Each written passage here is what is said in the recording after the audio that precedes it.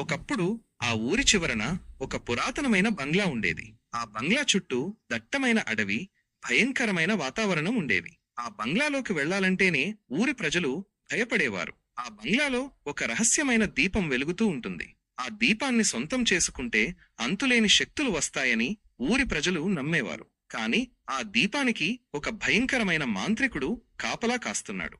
చాలామంది సాహసికులు ఆ దీపాన్ని సొంతం చేసుకోవడానికి ప్రయత్నించారు. కాని వారెవరూ ఆ మాంత్రికుడిని దాటి వెళ్ళలేకపోయారు. ఆ మాంత్రికుడు ఎంతో శక్తివంతుడు, మాయాజాలంలో ఆరితేరినవాడు. అతన్ని ఓడించడం ఎవరి తరం కాలేదు. ఒకరోజు ఆ ఊరికి రాము అనే యువకుడు వచ్చాడు. రాము ఎంతో సాహసికుడు, తెలివైనవాడు. ఆ దీపం గురించి తెలుసుకున్న రాము దాన్ని సొంతం చేసుకోవాలని నిర్ణయించుకున్నాడు. ఊరి ప్రజలు రాముని వారించినా అతను వినలేదు. రాము ఆ బంగ్లాలోకి ప్రవేశించాడు.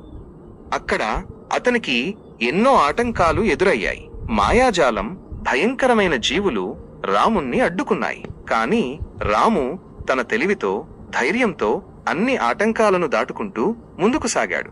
చివరికి రాము ఆ మాంత్రికుడిని చేరుకున్నాడు. మాంత్రికుడు తన మాయాజాలంతో రాముణ్ణి భయపెట్టడానికి ప్రయత్నించాడు. కాని రాము భయపడకుండా మాంత్రికుడితో పోరాడాడు. రాము తన తెలివితో, ధైర్యంతో మాంత్రికుడి మాయాజాలాన్ని తిప్పికొట్టాడు. చివరకు మాంత్రికుడిని ఓడించాడు.